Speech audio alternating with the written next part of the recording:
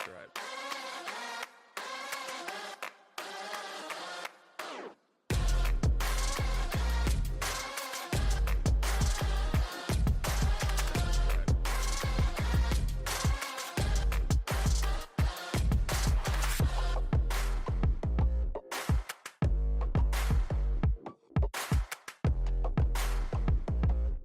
Soundstripe.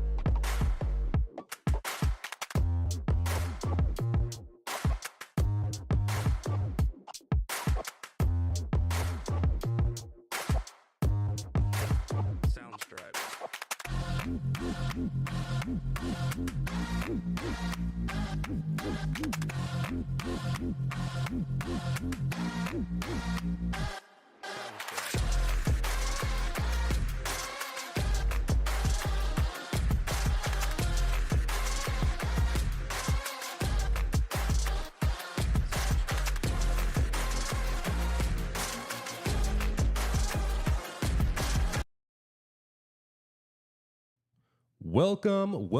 Welcome, ladies and gentlemen. I am your host, Devontae Colonel, here with you once again on another episode of the Inspired Challenge podcast.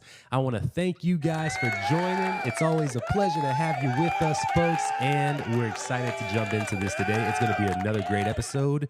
Coming off the back of the last episode that we had with Rupert, which was really good, brought us a lot of value. I'm excited to have our guest with us. So let him go ahead and introduce himself. Please tell the audience your name. My name is Erik Deckers. I'm a professional writer here in Orlando. And if I'd known Rupert had been on, I don't think I'd have come. So I have to get the taste out of a lot of people's mouths. No, I love Rupert. Rupert's a good guy. In fact, I'm going to his event tonight. Awesome. Yeah, that'll be the both of us. So as we were telling you guys in that last episode, the Orlando community is thriving in business and small startup community. And so Rupert's event is going on tonight. So I'll be attending. Erik will be attending. So we're both excited about that. There's always the possibility to meet someone interesting. So the way that Erik and I met was through a different event. It was, and we mentioned it on the previous episode as well, 1 Million Cups. We came up, I was introduced to him, we started talking a bit, and I'm like, hey man, would love to get you on the pod. And I think Erik is going to be interesting because he has been involved in the entrepreneurial community. He's taken over for the how would you say your spot is with the 1 Million Cups right now? Former lead organizer. Scott Hill is the organizer, and I was the lead organizer for 3 years running that, especially during COVID. And then I decided to step down last year. And so Scott is now in charge, and I'm just one of the organizers, the helpers. Man said, all right, we're going to have some self-awareness, and we're going to pass it along and allow ourselves to relax.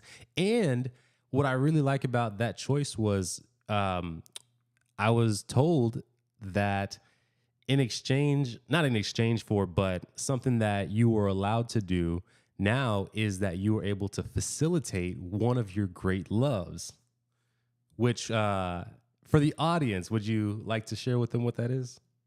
Well, I stepped back from 1 Million Cups because I had taken over as the president of the Jack Kerouac House here in Orlando, and it's a writer's residency.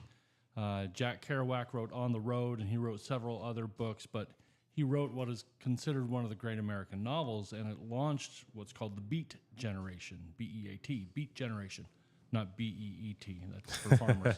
But he launched that, and so now we own the house where On the Road was published and where he wrote his next book, The Dharma Bums, and that is a year-round writer's residency. And I'm the president of that organization, and that was taking up a lot of time, and I knew I couldn't do that and be in charge of 1 Million Cups. So I wanted to give one up, or I had to give one up, and it wasn't going to be the Kerouac House. Yeah, and that's such an important thing for people to do, because a lot of people are like, oh man, I'm doing these different things, and they're both decent things or good things, and so neither are bad. So how do I choose? I'm real curious, and this is before we kind of get into your story and whatnot, but how do you go about making that choice and knowing when it's time to put something down? One, how do you determine when that time has come? And two, how do you make the choice of what to put down? A lot of it, honestly, my wife told me it was time to put it down. and I have the habit of taking on too much. And I was happy to just go on running 1 Million Cups, running the Kerouac Project, running another writers event that I support called Writers of Central Florida or thereabouts. And I was on the board of an anti-racism nonprofit. And I was not spending enough time on the work, the professional work that I actually get paid for. Right. And I was, getting burned out. And so I had to step off of the nonprofit board and I had to let go of 1 Million Cups. And the writers group that I help run really takes me about 10 minutes a month to run it. So there's no need to step down. And my loyalty was with Kerouac Project because I had just become the president as opposed to something I had been leading for 3 years. Kind of put your time in, you served it for a bit of time there. And I could have stayed in that position, but then it was just me being selfish. Selfish for leadership, selfish for the exposure of being in charge of this, and that wasn't serving me other than my own ego. And so I wanted to do more with Kerouac Project. I've been involved with them since 2016. I was actually a writer in residence at the house in the spring of 2016, and I joined the board that August. And that was a minimal amount of time to be putting into it every time. As a board member, I didn't have to do very much. Now that I became the president, I'm realizing I'm doing a lot. And so I wanted to put more time into that. We're at a critical fundraising period. We need to raise about $300,000 to do major renovations to the house. Oh man! And that's not something I could just do half speed. Right. You would have to definitely put hands on deck and full attention on that. And so I'm curious about this too, because sometimes I find myself with this thing of also like picking up more. And I'm only recently within the past like 2-3-ish months getting to where I'm like, okay, as good as 1, 2, 3, 4 are, I only have the bandwidth to really be able to do exceptionally well in 1 or 2 things. And so 3 and 4, even though I could do them. So is there any part of you that felt like these things here, as they are not income generating activities, that also contributed to it? That was part of it. But it's important, at least to me, and I think it should be important to other people. Don't make everything you do about generating income. There needs to be something that you do because you enjoy it. Don't turn it into a side hustle. Don't turn your hobby into a side hustle. Get a different job. Yeah. But if you find that everything you are doing is just for the purpose of generating income, then pretty soon you have no fun. Nothing is enjoyable. Yeah. And so sometimes I lean too far the other way, and I spend less time on generating income, and more time on doing the things that are enjoyable. And I have to learn to strike that balance. Yeah, I'm glad you touched on that, because there's definitely either the like. We were talking off air and I was like, oh yeah, I was thinking about doing a channel where I review movies and whatnot. And it's like, I could do that as a fun thing, or I could turn it into like another like hustle type of thing. So like, which one do you want to go with? And then, because the different way you take on each of them affects the attitude that you bring to it. And each attitude brings a slew of different problems. Like the more free-flowing side, the problem with there is, how do I just make it something that's pure, kind of to the essence of who you are? How do I incorporate as much as myself? Versus the income version is, what are the numbers saying? Are the numbers on whatever the important metrics are going up? And if not, then we got to readjust some things, or it has to be shut down. When you start doing it for work, it becomes a responsibility. I have to do this. You know, if you do woodworking, and I do woodworking for fun, but if I have to produce something, then I have to work, and I can't just do it for enjoyment. And so if I don't feel like it, or if I am sick, or I've got a lot of other things going on, or I've got family obligations and things that my family wants to do, and I say, oh, I can't, I have to build this bookcase for the client. Yeah. You know, then I miss out on things. But if it's for fun, if it's something I want to do, I can choose to do it when I want, and in some cases where I want. And so if I've got, you know, family obligations, or if I've got other things going on, or if I just don't feel like it, I don't have to do it. There's nothing that says I have to do it. But once we start making it a responsibility, and we're talking about financial commitments and duties and responsibilities, it stops being fun. Absolutely. So let's go ahead and, man, these doggone scam likelies calling in, producing that buzzing. Sorry if y'all hear that. Let's go ahead and jump into, I want to set up the framework of who Erik Deckers is. Take us to your childhood, what that looked like as a young boy, and like some of your pivotal moments growing up that influenced you to where you are today. Okay. So I grew up in Muncie, Indiana. My father was a psychology professor. He's a retired psychology professor. And my mom worked in financial aid at Ball State University.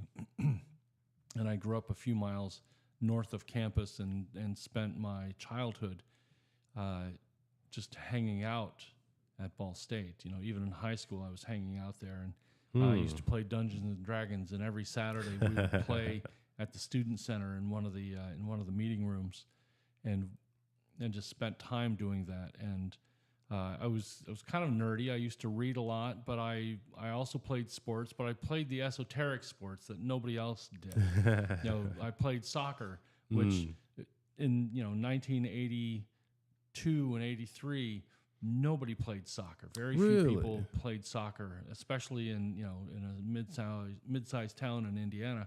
Nobody was playing soccer. Well, I guess that makes sense, because at that time it was just all about football, definitely football, and then basketball was gaining popularity at the time. Basketball was huge in Indiana. Yeah. If you've ever seen the movie Hoosiers, the final game that the school plays, they play against the South Bend Golden Bears. That actual game against Milan High School was the Muncie Central Bearcats, was my high school. Oh.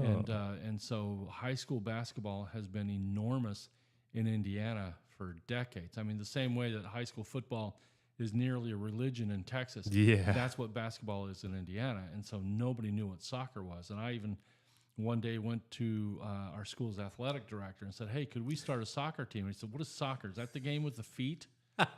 And so like Europe and Latin America are just nuts over soccer, and they're playing it everywhere, but very few people were playing it in Indiana at the time. And then I became a bicycle racer, and nobody was doing that. And, oh, man. I think I raced bikes, the 10 speeds on the road for about 10 years. Oh, wow. Very few people were doing it. And then in graduate school, I started playing ultimate frisbee, and nobody's really heard of that. And, you've maybe heard of frisbee golf or disc golf, but ultimate frisbee is sort of like a combination between soccer and football, but played with a frisbee, and there's no tackling whatsoever. Oh. So I picked the sports that nobody does because I got more enjoyment out of that. And then I read a lot. I was a big reader, and so if I wasn't playing, I was reading, and I didn't do much homework. I was bad at school, but I was good at reading. And so I didn't realize it, but that made me good at writing. And so when I was in college and writing all these papers, I always did well because I did not know that I was a writer. I was just good at writing. But all of those things growing up kind of sent me on the path without me even knowing that's what I wanted to do. Man, that's awesome. And then going into college, did you go in, was writing a part of your major in any capacity, or? I was a philosophy major. I have my bachelor's degree in philosophy. I have a BS in BS from BSU. But it was not, writing was part of it, but that was not the goal of it. I took the required creative writing class that everybody had to take and did well, but never thought this is what I want to do. The school had a writing exam.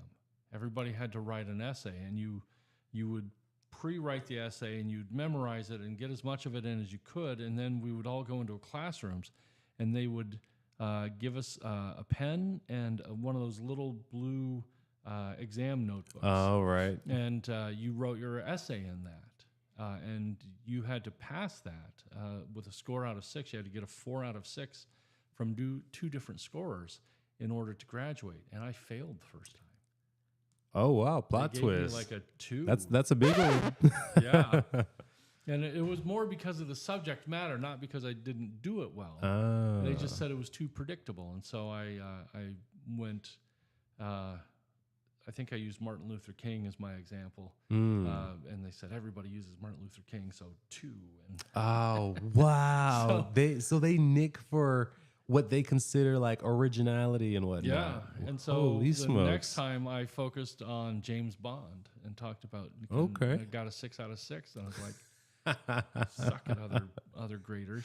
But I did pass that, but and then I ended up writing for the school paper, and just did well, but did not know I was doing well. I thought everybody did this well. I thought everybody wrote like this, and would get A's on my papers that I would write. I'd start writing at 8 o'clock the night before, and I would go to the library. I could have my topic, and I'd sort of be working the topic in my head for days leading up to it, but I'd go to the library at 8 o'clock. And my dad had an office on campus, and he got me a key to his office, and he had a computer.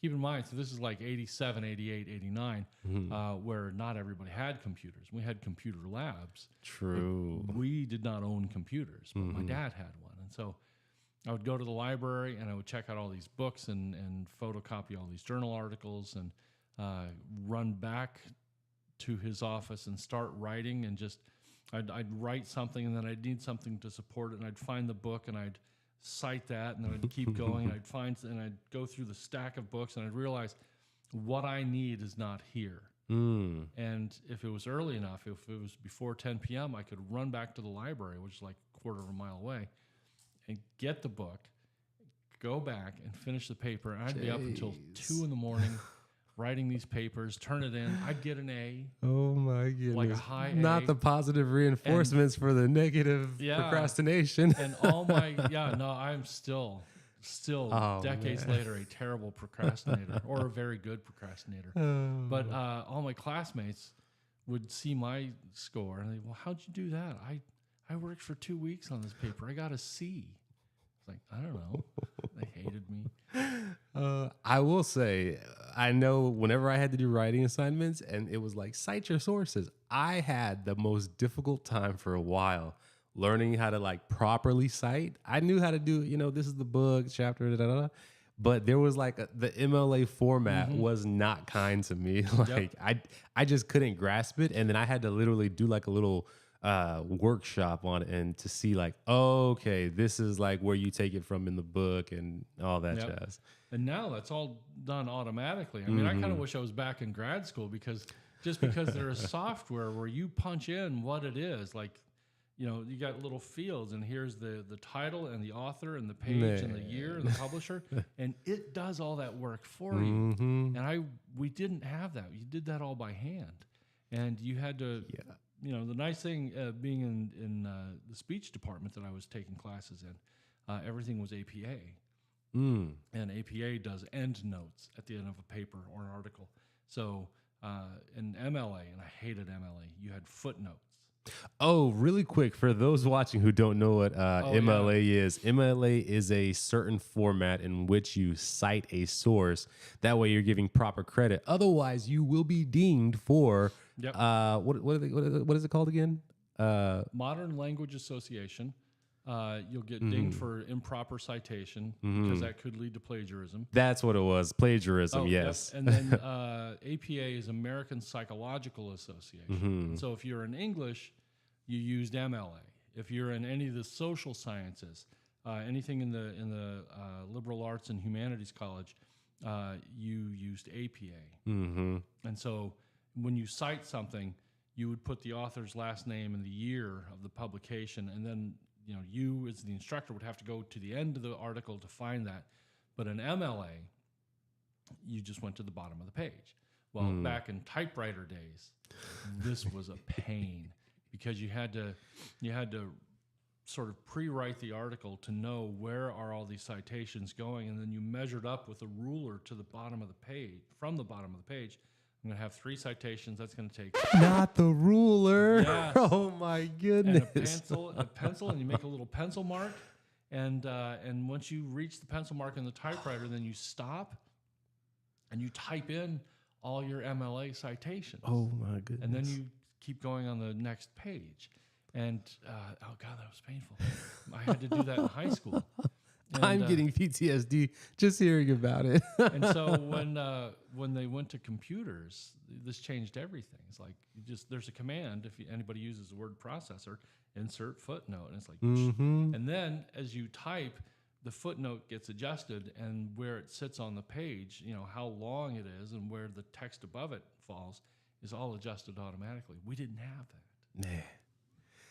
So I want to dive real quick. I want to look at what were your parents like as they influenced you? My dad, like I said, is a retired psychology professor. He's rather quiet, unambitious. He stayed a professor of psychology for 45 years. He did not want to be a department chair. He didn't want to be the department head.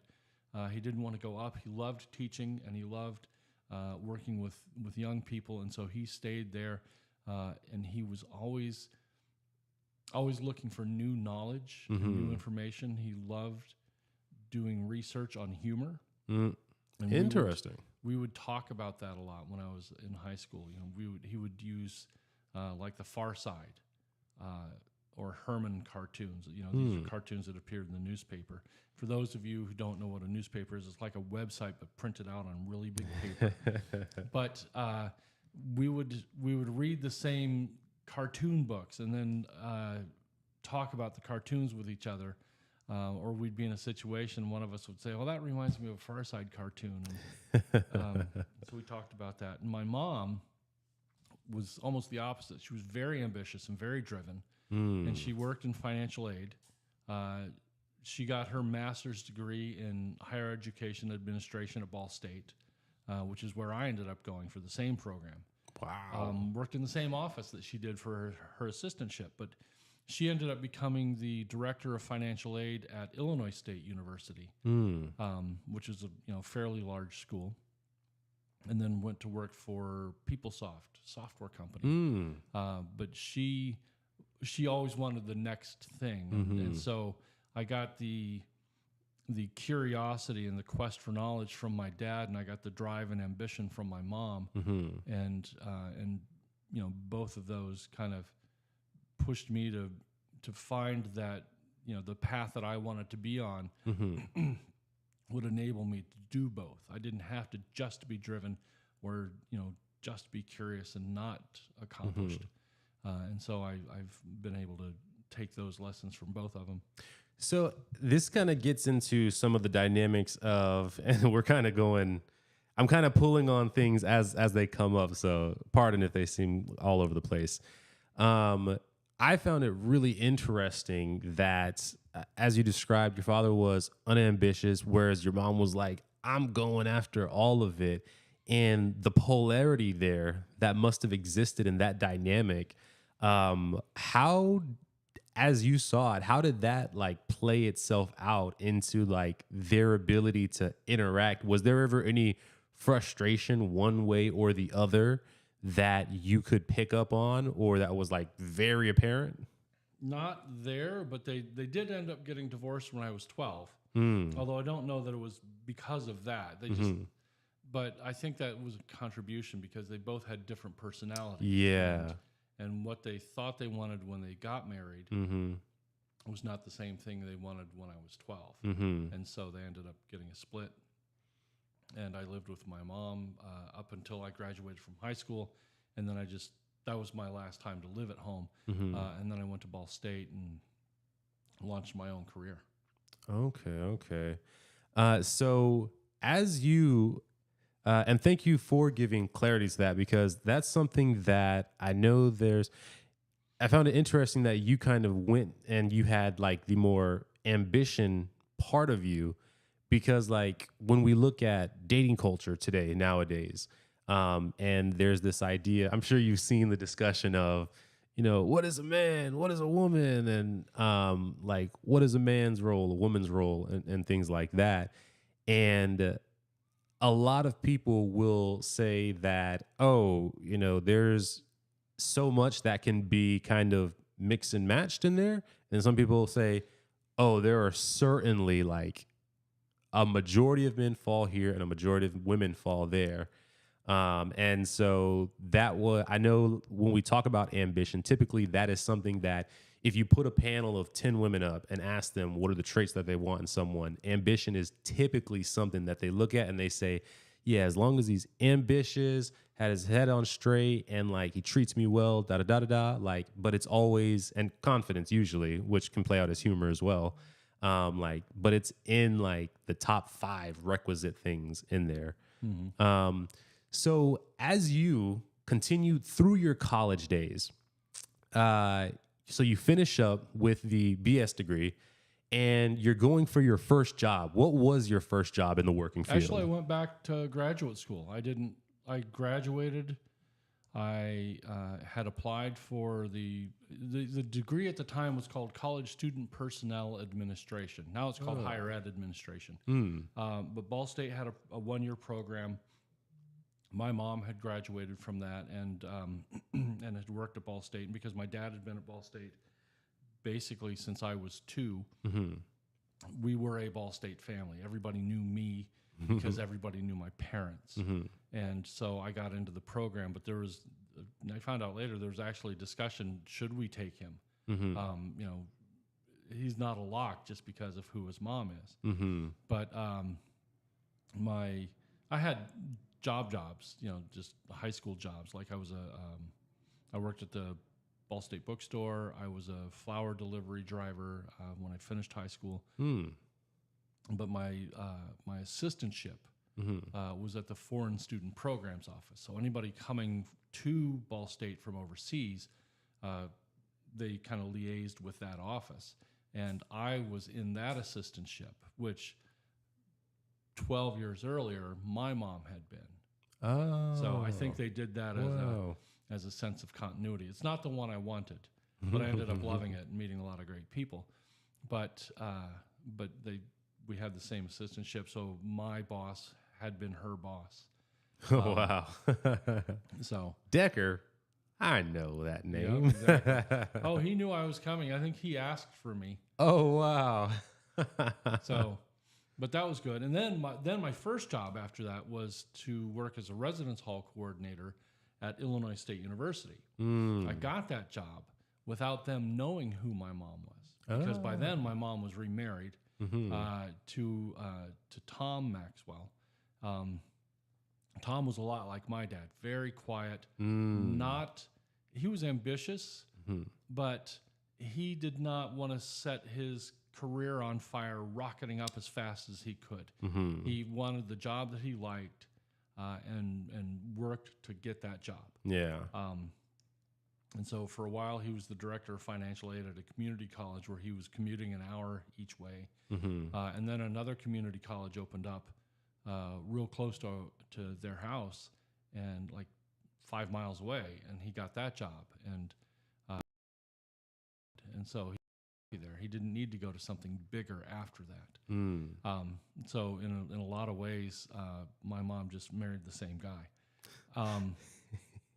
But by then she was her last name was Maxwell, and so I applied for a job at Illinois State and got it as a residence hall director. And it wasn't until 4 months after I started that my boss's boss, who's the associate director of the Office of Residence Life, saw me talking to my mom and said, "Well, how do you two know each other?" "Well, that's my mom." I said, "I had no idea that was your mom." And I said, "Would it have mattered?" He said, "It might have. You might not have gotten the job." Because they didn't want any accusations of nepotism. So, fair, yeah. So especially at that time, I know that was a big concern people were having. Yeah, and so this was 1990, and I was there from 90 to 92. Then I went back to Ball State for another graduate degree in speech communication. Okay, and that's where I met my wife, and that's what took me on a completely different path. I had no plans of being married. I was dating somebody, but it wasn't really going anywhere. I went from Bloomington, Illinois, back to Muncie, and thought, I'm not going to date anybody. I'm just gonna live my life in universities, and that's how I'm going to spend my life and my career. And the second day there in the same department, same office, I met this young woman, and we started hanging out and became friends, and got married, and it took me completely off track. What was the time frame of how quickly you guys moved? We started hanging out, not even dating. We were just hanging out. We were just friends. Okay. For about 3 or 4 weeks. Oh. And we started dating, but nobody knew it because we were already hanging out all the time. And people would see us hanging out, or we'd do something with some of our classmates, and it's just like, oh, Tony and Eric. And at the time they had asked us, are you guys dating? No, we're not dating. And so when we're still hanging out, they figured we were still not dating. And so we left for Christmas break and came back in January and announced that we were engaged, which surprised everybody. When were you guys even dating? Well, the whole time. Wait. So you said you went for Christmas break, came back engaged? Yeah. So your time for hanging out was 3 to 4 weeks. And then we were dating for 3 months. And then we got engaged, and the engagement lasted a year.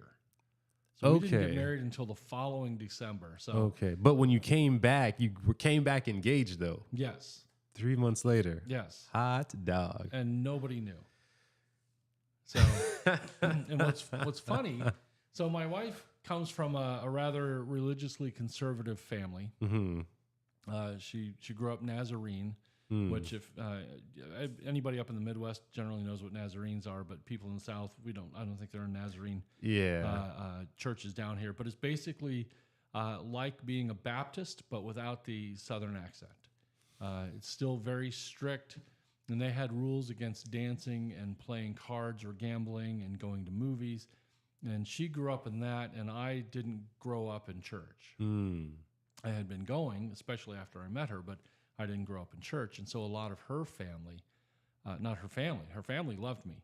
Her family's friends did not think this was a good idea, did not predict great things for our marriage, thought that she was making a big mistake and would be divorced within a few years. And 30 years later, I can go. Meanwhile, some of the friends, the family friends, had problems with like divorce and porn addiction and embezzlement, and one became a staunch racist, and just it's like, sure, so I'm the problem. So this is a super interesting dynamic here. So as far as you guys' marriage went in that, how did I know the family part, but interpersonally between you two, how did the religious aspect play into that? I had become a Christian at the end of high school. And then because I was a philosophy major, I kind of started to question everything. And so I became an agnostic. I didn't know. An atheist says there is no God. An agnostic says either I don't know or no one knows. And I became the I don't know kind. Okay. And really it was more a form of laziness. I wanted to sleep in on Sundays, and it was just, It was just easier to say. Gotta I'm love an the honesty agnostic here. Than I don't. Applause to feel this like man it. for the honesty. We love it here. But my wife said, "I'm not going to marry you if you're not a Christian." And so I basically said, "Okay, I'm a Christian again." This was pre or post engagement? No. Yeah, it was post. Like it was that summer. Oh, so she said yes to the engagement before you Yes. decided to be a Christian again. Yes. Okay. But she's, so we had a whole year. We could have called it off at any time. Yeah. We kind of both made that clear. Mm-hmm. But she said, if you're not, then I can't go through with it. And I said, okay, and I'll be one again.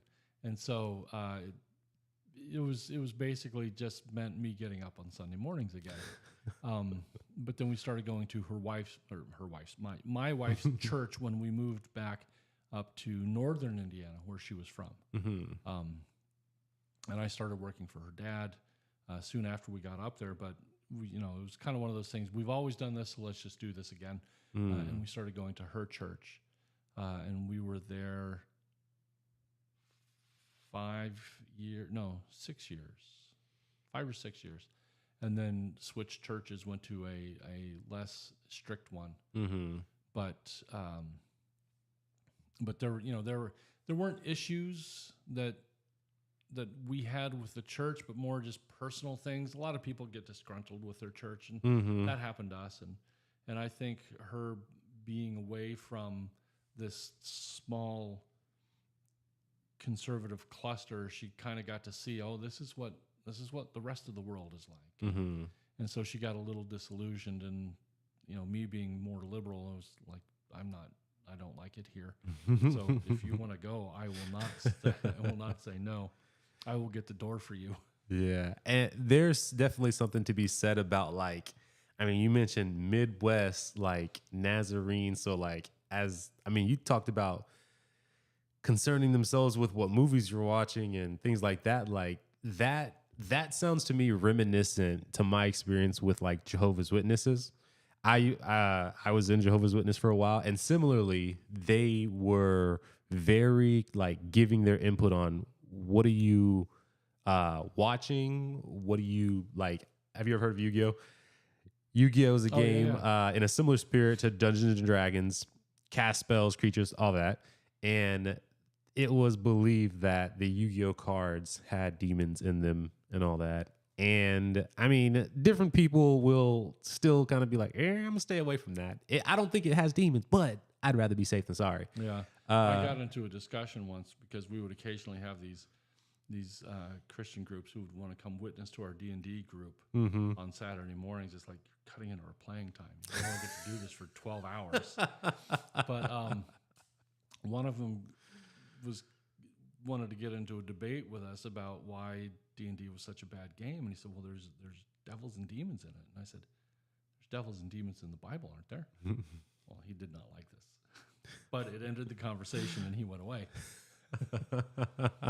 Yeah. And especially for me, I know I went away from any type of faith for a while because I was just like, man, I just want to do what I like to do. I want to play with things and I want to be able to do whatever. And then years later, I came back to the faith later. But so that's interesting that you guys, so you went to a different church that was not as strict as the Nazarene church.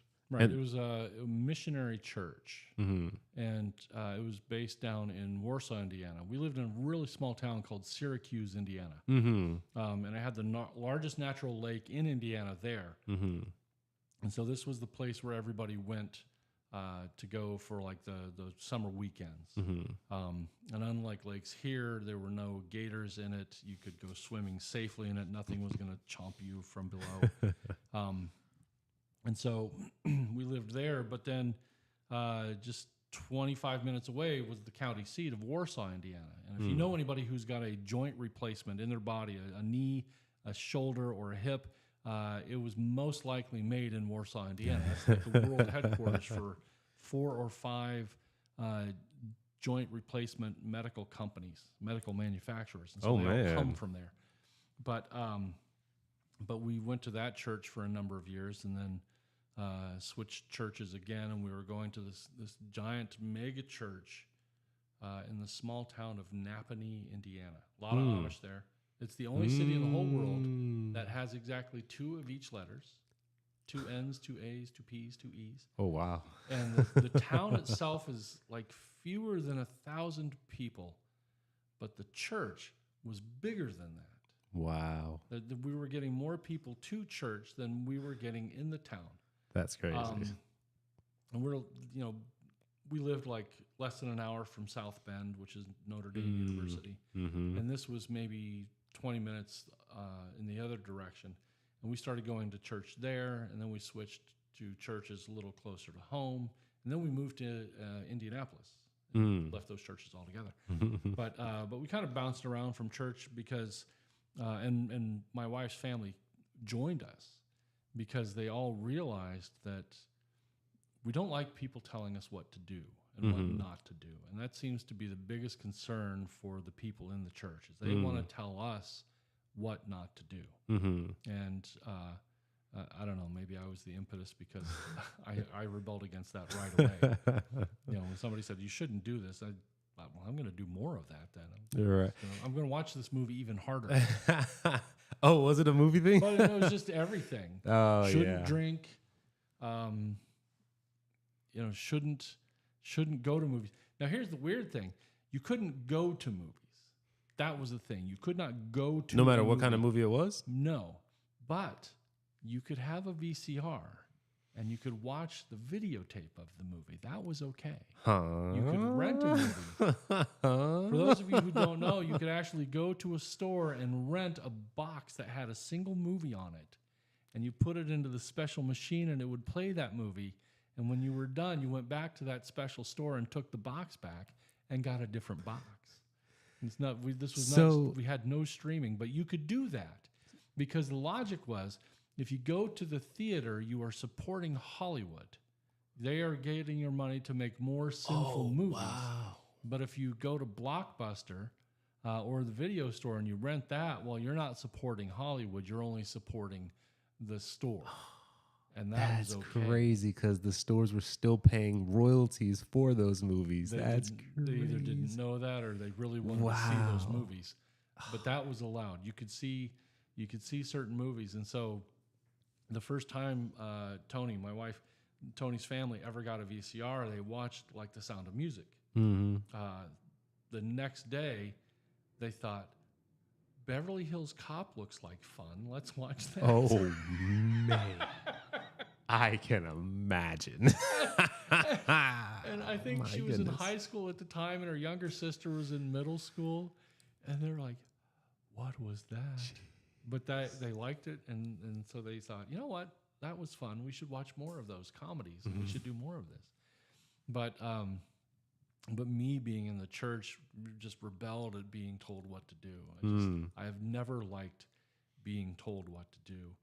And I sometimes joke that my dad, when I was 4, made me stick my finger in a rat cage, in a laboratory rat cage.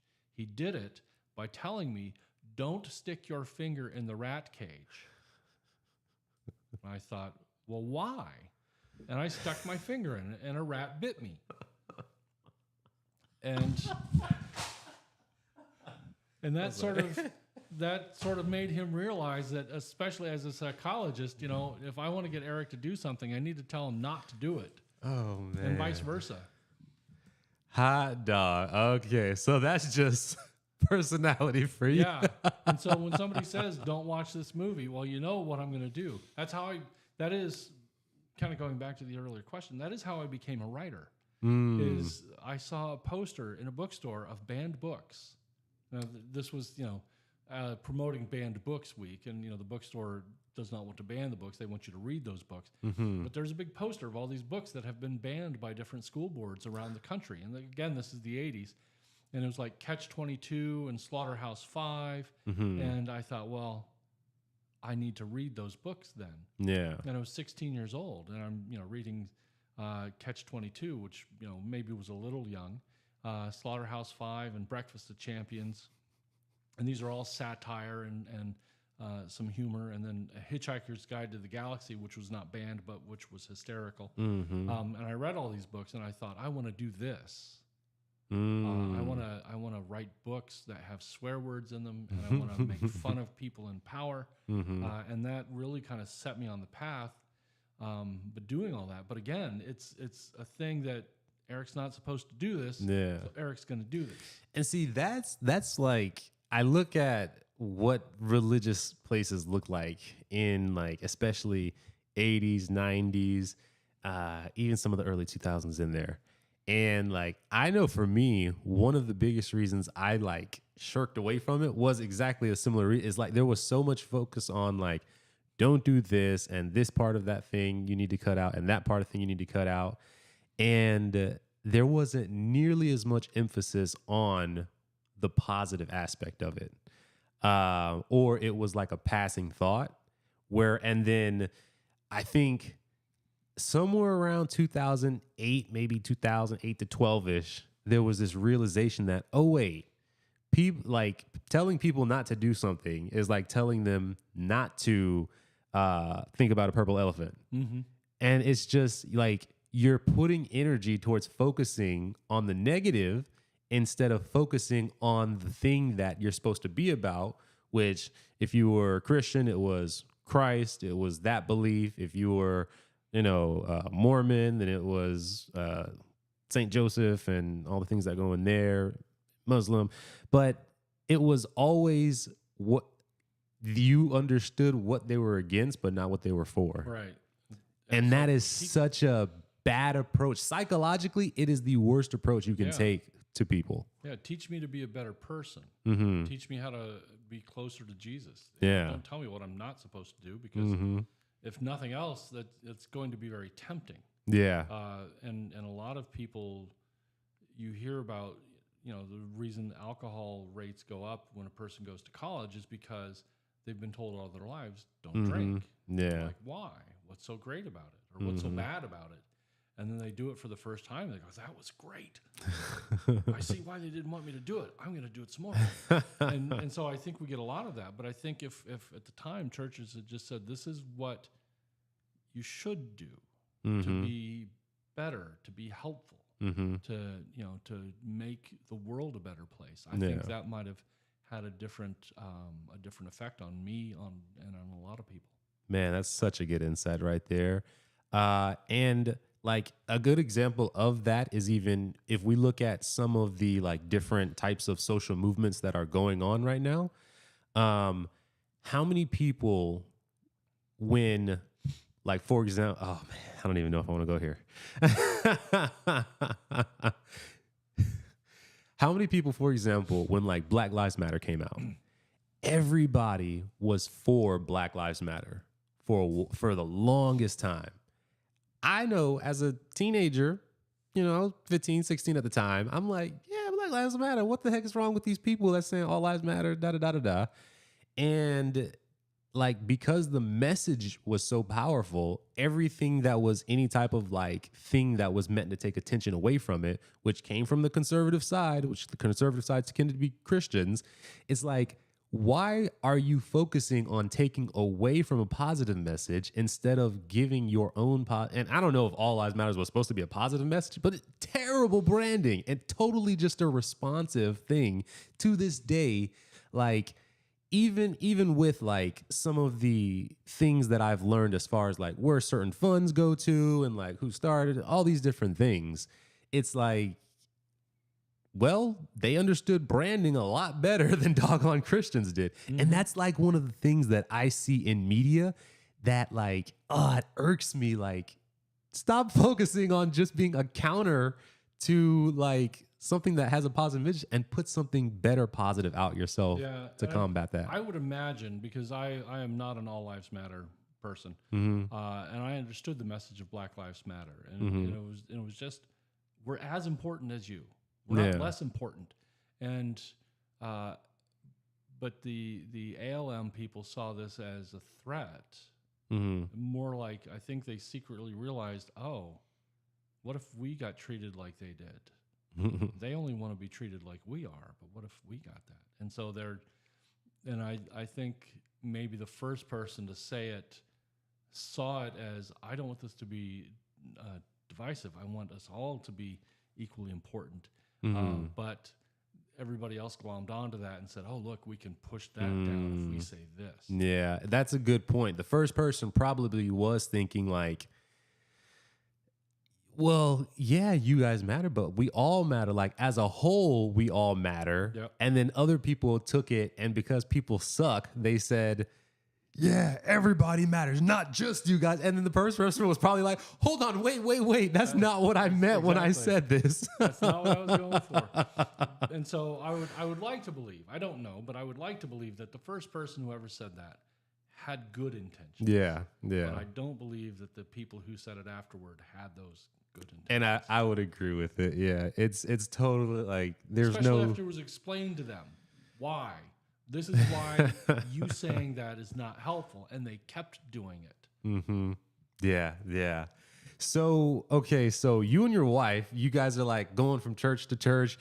You're being impotent to the people coming and telling you things. And so as this is developing, and how is your career unfolding at the same time? So I was working for my wife's dad. We both were.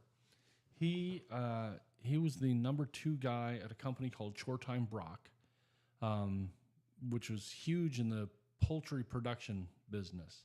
If you ever drive around in the country and you see these corrugated grain bins, these enormous bins that say Brock on them in big red letters, those are made up in Milford, Indiana. Very tiny town of about 800 people. But surprisingly, this tiny town of 800 people is the home of the world headquarters of a multi-million-dollar company. Jeez, okay.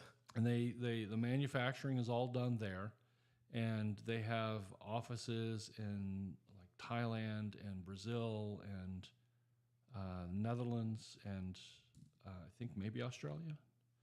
But my father-in-law was the number 2 guy.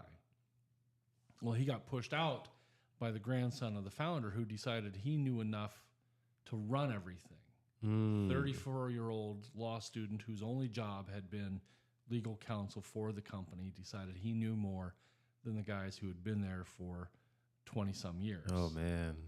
That's always fun. And it's always the third generation of a business. They always kind of tank it. When you've got a family business that goes under, it's always the grandchildren. Very rarely does it make it to a 4th or 5th generation. And so that happened in this case. So the president and the vice president, my father-in-law, got pushed out. And so Carmen decided he was going to start his own business and work in that same industry because he had, decades of contacts. And so he had a non-compete. And so for 3 years, we could sell everything that was not poultry equipment. We sold everything else, all overseas, nothing domestically. And I went to work for him, and he said, you can do whatever you want.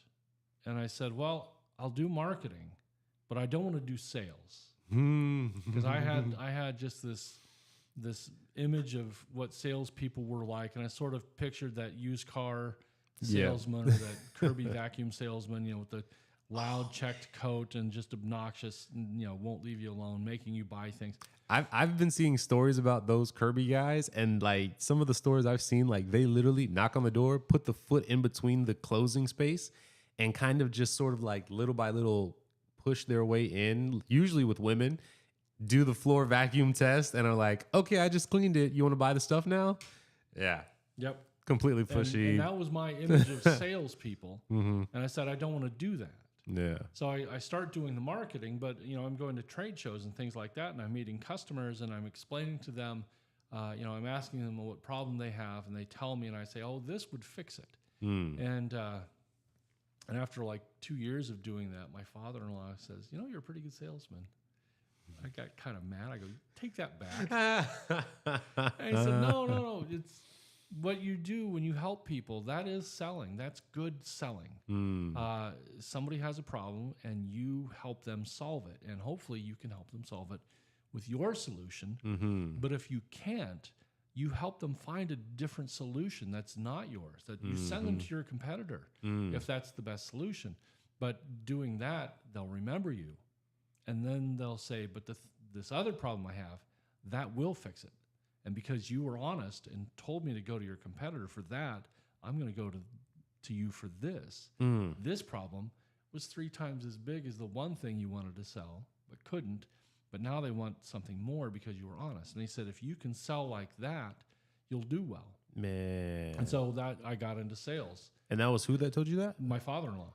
Man. And so that sales was a and great marketing. lesson, yeah. And I did that for a number of years with his company. We were there for 11 years. And then we had to close down because we found out his office manager had been embezzling from us. And so we closed down the company. I went to work for a software company. We made accessibility software, screen readers for blind people. So they could read a computer. Very interesting. Then we moved down to Indianapolis in 2006. Yeah, 2006. Moved from northern Indiana to Indianapolis, and I worked as a crisis communicator for the Indiana State Health Department. Oh, wow. So if there was any kind of public health emergency or any, whether big or small, my team and I handled that. I had 4 public information officers who all worked for me.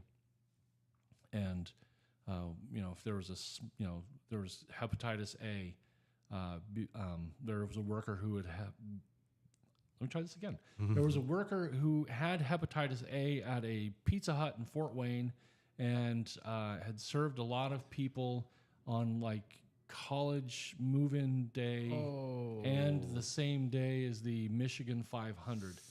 And so people driving from Fort Wayne to their colleges or into the colleges in Fort Wayne, which is the second biggest city in Indianapolis, or they're driving up to the Michigan Speedway and they stopped for lunch.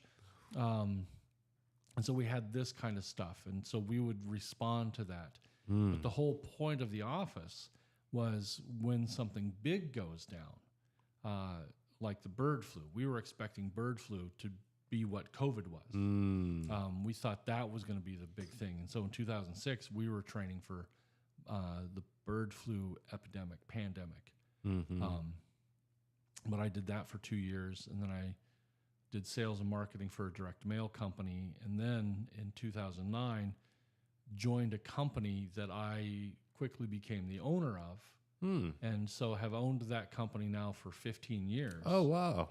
And to this day. To this day. That's what I still do is I run Pro Blog Service, problogservice.com. But I do corporate ghostwriting of blog articles for companies, and I ghostwrite books for people. And I've been a professional writer for 15 years. Up until that point, writing had always been an important part of what I did, and I had made sure that whatever job I had, writing was an important part of that because I loved it and I was good at it. And I would just hone my skills and learn new things. But going back to what we were talking about with those banned books, making me want to be a writer, that led me to this point. But every step along the way, writing became a bigger and bigger part of what I did until it became the only thing I did. Hot dog.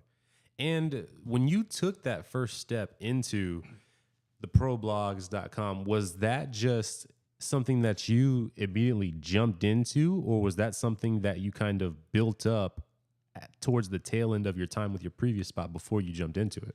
I kind of lucked into it. So this was 2007. I started working for the direct mail company. I had been blogging since 1997. I've been writing a newspaper humor column since 1994 and started a website. And every week I would publish that week's column on my website. And in 2003, actually around 2000, blogging was just becoming a thing. And I read about it a little bit, and I thought, well, this is dumb. This isn't going to take off. This is, this thing that I do with my website, I hand code it. It takes me an hour to put it up on the website. I have to do it a few times and tweak it and fix little things and re-upload it. This is man's work. I'm working with my hands, in a very nerdy way. I'm working with my hands and doing this hard work to get this website up. And this blogging thing just looks stupid. And so I ignore it. And I go on for another 3 years hand coding this website, adding new pages every Friday morning. Wow. Taking more than an hour to do it. And then another friend goes, well, have you tried blogging? I said, no, it looks dumb. And he said, no, check it out. And he opens up his computer and he shows me this window in Blogger, which is owned by Gmail, or owned by Google. And there's a window in it that looks like Gmail. It's just a square. And you put your copy in there. And then there you highlight it and you hit the B button to make it bold, or you hit the I button to make it italics, or you can do all these things. And he said it works just like a word processor. And so take what you wrote in your word processor and paste it in here and hit the publish button and you're done. I was like, wow, that is so cool. And I immediately, for a while, I tried running a blog and my website, but not the same content. I published my column on my website, and I wrote stuff about writing on my blog, and then decided for a couple of weeks that I'm just going to publish in both places. Not everybody's going to see it. I'm going to publish in both places. And then after the third week of hand coding for an hour and publishing in 10 seconds, I was like, you're done.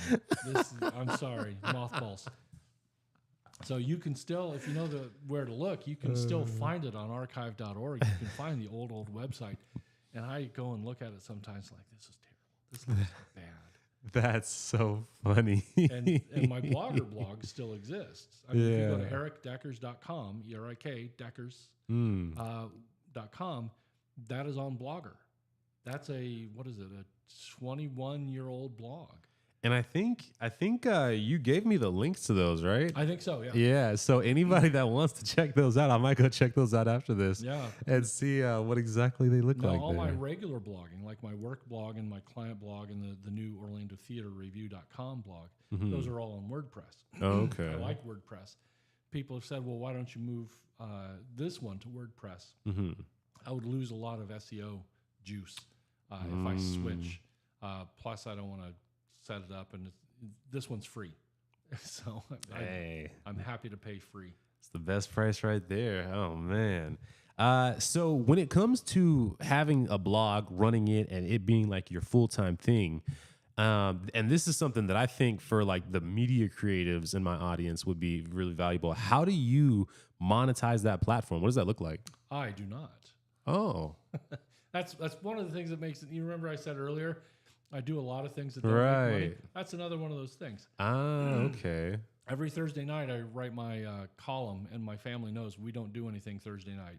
They can. I'm not. But I guess I do monetize it in a way. I've got one newspaper in Indiana that pays me $5 a week. I'm published in 7, but I charge 1. And I charge $5 a week, and so I make $260 a year. And because I'm lazy, I only invoice them once a year. Every January, like January 3rd, my wife goes, don't you need to invoice the reporter, the Greenfield Reporter? I'm like, oh, yeah. And I go, and I don't even run these invoices through my bookkeeping program. It's just a word processing document. I use Apple Pages. So if I say a Word doc, I mean Pages. So I just go find the Pages doc. I duplicate that. I change the date, and I send it to them once a month or once a year, because I'm not doing this once a month for $20. Oh, man. Yeah. It's too much hassle. And so I get this nice little bonus check 2 weeks later. Oh, look, let's go to dinner. So I've been doing this for 28 years. I've been with the Reporter for 18 of those years. This is how I've done it. Hot dog. So, and what is your source of income then? The pro blog service, the ghostwriting. Oh, the ghostwriting portion. So okay. So corporate blogging, basically means, company wants to have a blog, healthcare software or healthcare system or a manufacturer or marketing automation software. And I do a lot of technology without even meaning to, because I don't specialize, but I do a lot of technology. Cloud computing. I've done construction equipment. Oh, wow. Women's health and beauty products. Did those at the same time. So talk about a real mindset shift. I'm writing about skid steer loaders. Now I'm writing about face exfoliators. And that was, took a bit of adjustment. But I'll write about anything, because the companies themselves either don't have the time or the skills or the knowledge or the resources to be able to do that. And so I will talk to a client once a month. I'll call you once a month and ask you 4 questions or 8 questions. And those 4 or 8 questions become the 4 or 8 blog topics that I'm going to do. And then I go away, I write all the articles, I send them back to you by the end of the month. You approve them, say, these are all good. And so then I publish them all on your blog for the following month. Okay. And then sometime in that month, I'm going to call you. We're going to do 4 or 8 questions, and we just keep going. And so I have written for brands like Travel Pro. I think that is the only consumer brand, the only B2C brand I have written for. The women's health and beauty products, but everything else has been B2B. Wow. And so whatever they need, I don't have to know anything about it. I learn a lot about it, but I don't have to know anything about it because the subject matter expert does. Okay. They tell me the answers to the questions. Why do I need a high-risk merchant processing account, high-risk credit card processing account instead of a low-risk one? Yeah. And that guy tells me. Okay. And so I learn enough about the products and about what they do that they can finally just say, you know what, I need something on 5 reasons why a high-risk merchant account is better than low risk. I know it. And I just write that off the top of my head. Or 5 reasons why you need cloud computing for your intellectual property, or all of your company's processing needs. I can write that off the top of my head because I've written about that for so long, for so many different companies. I basically just rewrite that article over and over. I've written that article, why you need cloud computing, 12 different times for 12 different clients. Yeah. So you start to learn a few things. But when I'm not doing that, then I'm writing business books for people. Right now I'm working with a friend on a book for public health marketing. And another guy, he and I are co-authoring a book on personal branding. I've already done a book on personal branding, but this is a new one we're tentatively calling it the 10 Commandments of Personal Branding. Okay. And we're just meeting once every few weeks and brainstorming what the next chapter is going to be about, and then I go away and write that. So, man, these are some interesting projects. I feel like I've heard mention of, and maybe I haven't, but I feel like I've heard mention of the 10 Commandments of Personal Branding too. Somebody might have done something like that, and so that's why we're only tentatively titled that. You can't copyright a book title. Okay. But you can copyright the product. Okay. So like a friend and I in 2011 wrote No BS Social Media. Only we said the word. And it was in the bookstores. Barnes & Noble had it right on just like eye level of an impressionable 6-year-old in the new arrival shelf. I was so proud. My mom was not, but we wrote that book, and then somebody else wrote the same title. So ours was No BS Social Media. His was a self-published book called No BS Social Media Marketing. And I contacted my editor at Pearson and said, can he do that? And she said, yeah, you can't copyright a book title. I said, so I could write a book called War and Peace? And she said, yeah, but nobody's going to know about it because when they Google it, the other guys is going to show up. But somebody may have done 10 Commandments of Personal Branding. So we'll come up with a different, maybe we'll do 11. Or 9, so we come first, and we come before theirs. True. but yeah, we're working on that. And then I've got my own novel that I'm working on, my third novel. I have to have that to the publisher by July. Ooh, It's not going to happen. I'm behind. time is coming up Yeah, quick. no, it's going to get there by September. Oh man. Hot dog. So man, there was a lot in there. First of all, congratulations on the fact of being able to take a skill from doggone the early days and turn that into something you can live off of for the whole rest of your life. I mean, that's a dream for most people. Yeah. Well, And that's one of the things I was just writing about for the personal branding book yesterday is the importance of finding your passion and the skill. And if you're lucky, those two things are the same. If you're not lucky, try to make money off the skill, not the passion. Remember what I said earlier about don't make your hobby your side hustle. yeah. I didn't know that at the time. I might not have done what I did. Oh, Because interesting. there are days I don't want to write for myself. You know, my personal books, I don't want to write them. I'm so burned out on writing. Yeah. I just want to watch TV. My first novel took 5 years to write because I took a whole year off from it because I was so busy writing that each night I'd come home. It's like, I don't want to do this. But I just so happened to be good at writing and I love it. I might have loved something else. I might have been crazy about woodworking, and just I was fine with writing. I could have made that my job, and then come home and been happy to do woodworking because it's not the working. So being able to find both has been a blessing and kind of a curse. But a lot of people get told follow your passion, Right. and that's not always good advice. You know, for the reason I just said, but also, what if you love knitting? That's fine if you do, but you love knitting, and you need to make $72,000 a year. Well, you can knit a sweater.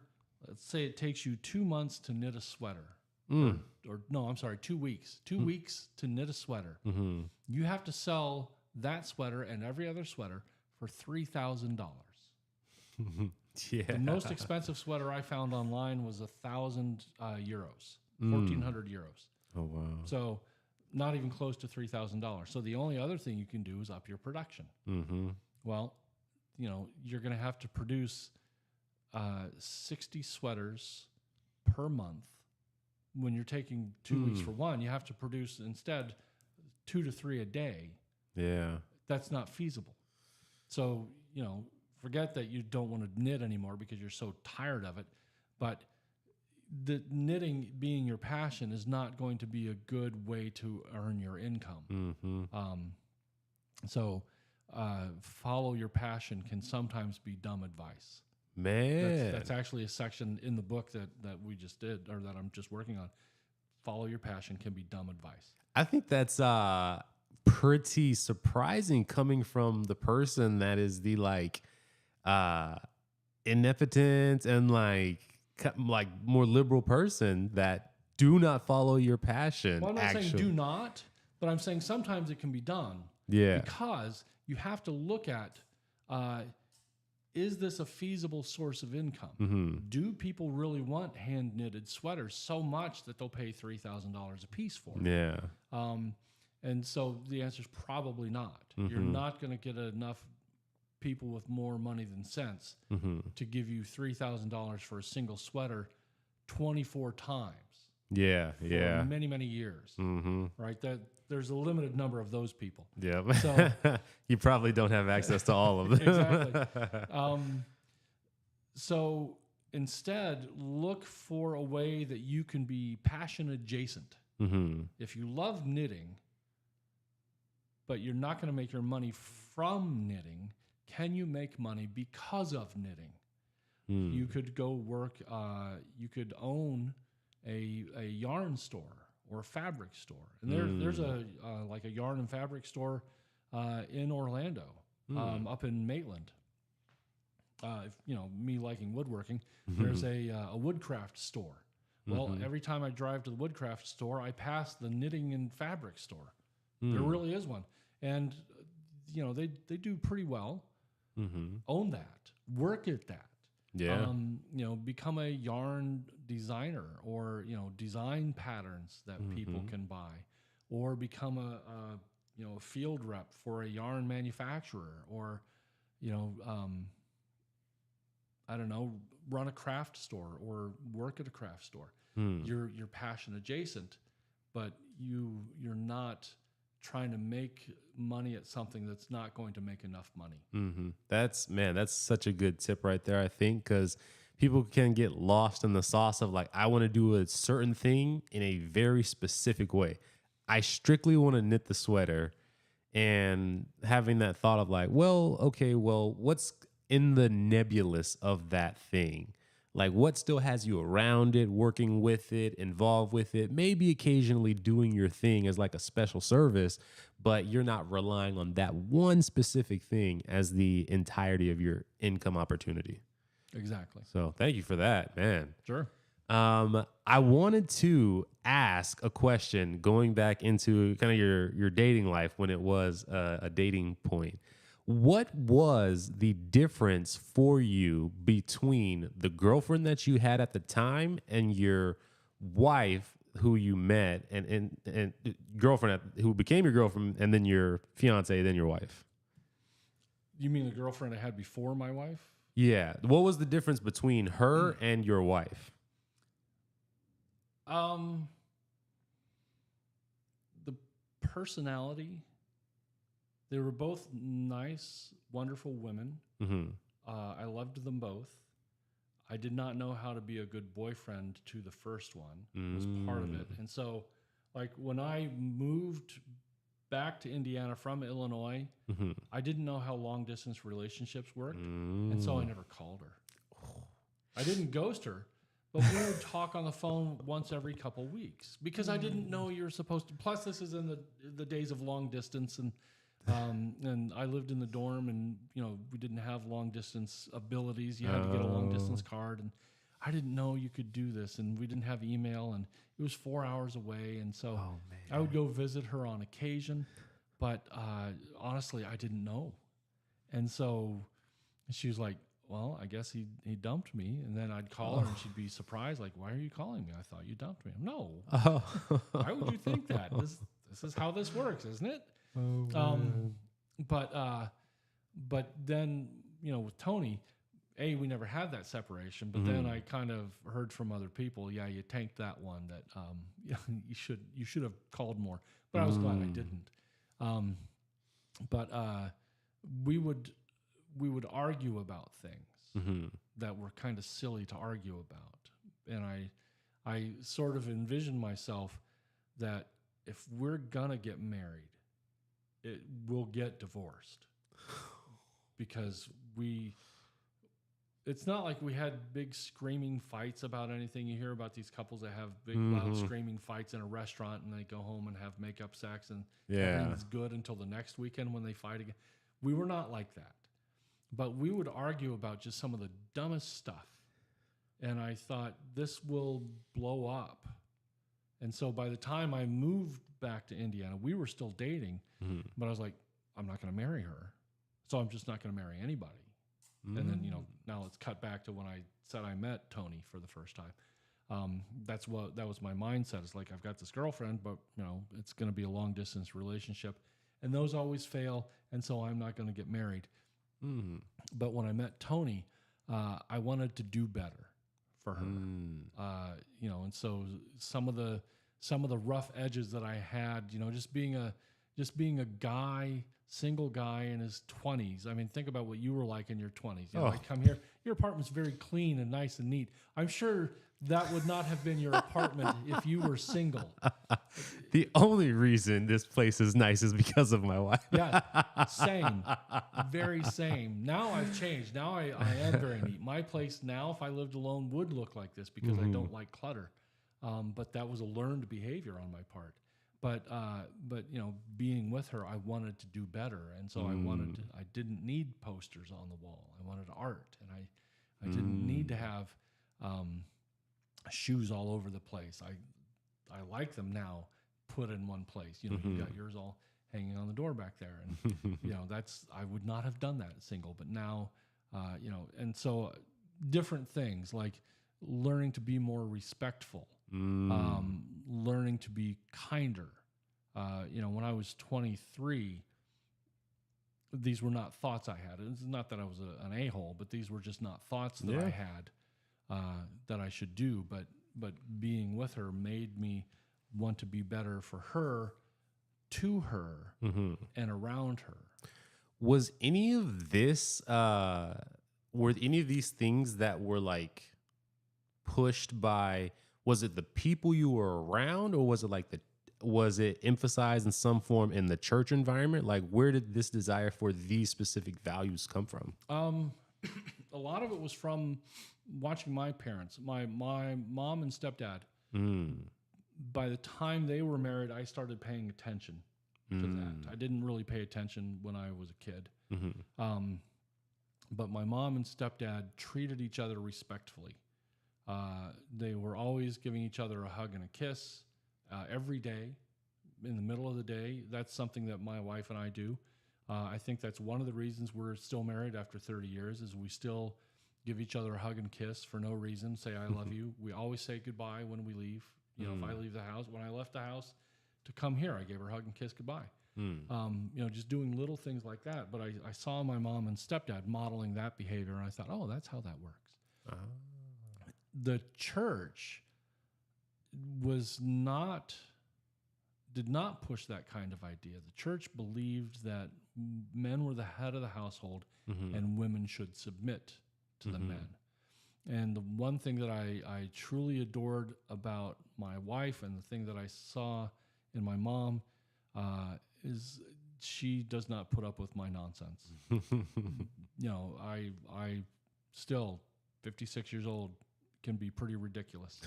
And she does not put up with it.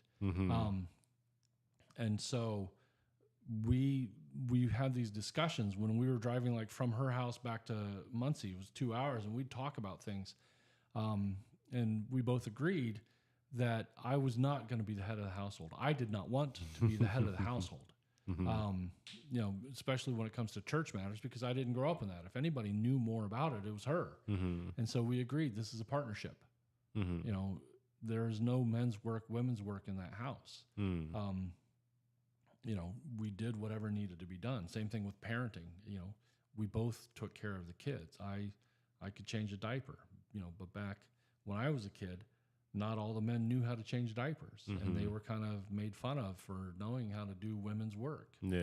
And we decided that's not going to be that. And so that's where I got a lot of grief from people in the church. It was like, no, you're in charge. It's like, I am not in charge.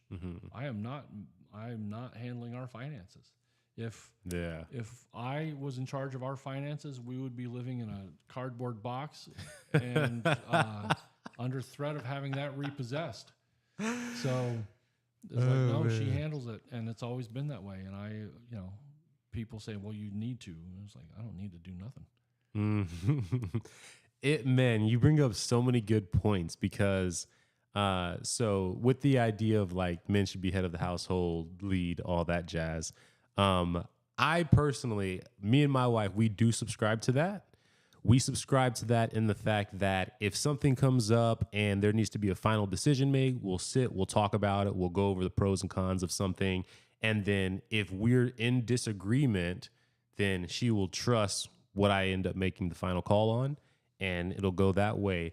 But and even the submission part, but submission is specifically in the way that I know it was talked about in the 90s and the early 2000s was very much so, you make the choices and then she's kind of just along for the ride. Versus the way that it is explained now is very different, to where it leans more towards what I previously explained, where if there's a disagreement, we'll sit, we'll talk, process the things, and then incorporating the best of each piece and moving forward with that as the thing. See, and that was not the case in the 80s and 90s. Yeah. And before. It was, I say we do this, and that's what we are going to do. Yeah. the other thing that, it says in the Bible that women should submit, but it says that the men should be worthy of submitting too. 100%. And- 100%. And a lot of the men in the Nazarene church did not believe that, refuse to read the next verse to see that. It's like, nope, they got to submit. That's it. That's the Bible actually ends right there. But the other thing it says is that you have to be willing to die for your wife. Mm-hmm. And a lot of men are not. Yeah. They won't give up a weekend for their wife, Mm-hmm. let alone be willing to die for them. Yep. And so that was something where I took that part of the Bible seriously. I had to be, if she's going to submit, I have to be worth it. Yeah. Man, that's so good. Because so many dudes now want the submission of not even their wife, of their girlfriend. The Bible says nothing about girlfriends submit to your boyfriends. Mm-hmm. That is not a thing. And similarly, it doesn't say, boyfriends be willing to die for your girlfriends fairly. Yep. So, but it's so true that so many guys don't even have, whether it is the maturity, or two, whether just understanding maturity of how the world works, what needs to happen. They don't have that. Or two, they don't have the spiritual maturity to be able to understand their point of accountability that they should have in it. Or three, they don't have the competency to be able to take control of every different matter to where it's their thing that should be followed. You mentioned you guys would be in a cardboard box. Same. Yeah. Yeah, exactly. So, but for the guys who think they have to be in charge, Mm-hmm. You got to realize women are smart. Mm-hmm. They are smart at things. They are as good or better at things than we are. My wife is astounding at finances. I suck at finances. I can't do them. That's why she does them. I said I do woodworking. She's good at mechanical stuff. Like if something needs to be done with metal and moving parts, she's awesome at it. I am not. Mm-hmm. I can put together, you want a built-in bookcase in here? I'm your guy. Yeah. But you want something assembled that's mechanical? She's the one you need to call. And so if you recognize that, and you treat your marriage more as a partnership, not as an I'm in charge and she submits, you will get so much more done because now you have two smart people working on something. Your lives are being guided by two smart people, not one guy who doesn't know everything and thinks he does. Yeah, definitely. And having, I was watching a piece recently where it was someone responding to the idea that some guys online will say, "Oh, I just want a woman who will, she doesn't need to know how to do things. She can be a McDonald's worker, and as long as she is pretty and nice and she just encourages me, that's all I need." And I understand portions of that. Like, of course, you want somebody that's pretty, sure. Attraction's an element. You want someone that is nice and encouraging. Of course, nobody wants to be with somebody that makes them feel terrible for 80% of the time they're together. And then when it comes to having no skills and whatnot, how far are we taking that now? But what does she get out of that? I think that's important. I mean, are you going to encourage her? Are you attractive? Well, you see all their these argument, pretty women and ugly men. It's like, that's not. The argument would go, she gets a guy that is competent in all the realms that are relevant, because assumably this is a guy that has his finances on point, takes care of himself physically, and is able to sort of navigate different social circles with an amount of efficiency where when he walks in, he commands presence. That's the idea in it. Yeah. And I've seen a lot of these guys. They don't. Well, and think about this. So, not you. I'm going to say you, but I don't mean Devontae. I mean, you guys. Presumably, you are not going to be going out into the crowded rooms every day. You're going to be at home with your wife and hopefully doing something other than watching TV, hopefully doing something other than your side hustle. You're going to spend time in the car for a few hours. You're going to be raising kids together and doing family things together. What are you going to talk about? Mhm. What if you want a wife who doesn't have any skills or ambition or much knowledge? What are you going to talk about? You know, you've got all these great things that you're doing, and you want some information and some insights on, but you know you're happy with your wife who's a fry cook at McDonald's and has been for 10 years and hasn't done anything. Mhm.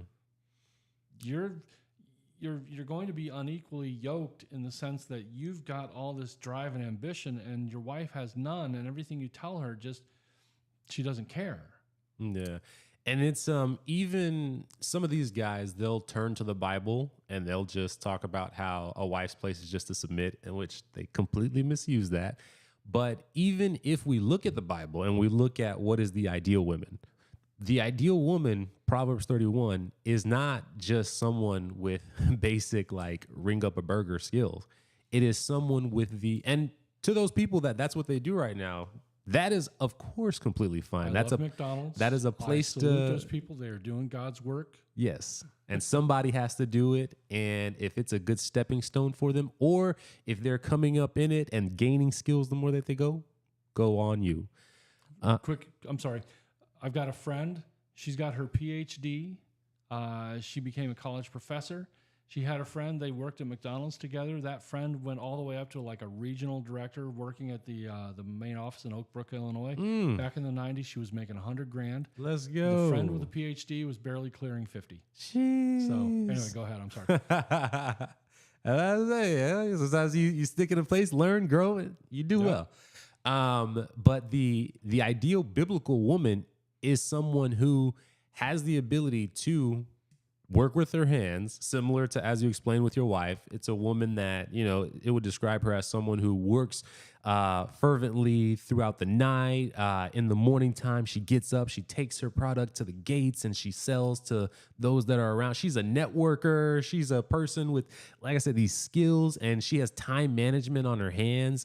You know, she raises up the kids with love, and she encourages those around her and her husband. And this is a person that's just like a bright, shining star in the area that she takes up. It's not just this like dainty flower of a woman that the Proverbs 31 woman describes. You know, this is a woman that has social acuity and skills and has the ability to verbalize with some amount of intelligence. She's an entrepreneur. She's a manufacturer. She's a caregiver. I mean, I knew a guy, and this was years ago, before my wife and I got married. Her dad got me a job in the Brock factory, and I was working second shift, and I spent a month there as a temp, and I realized manufacturing is not for me.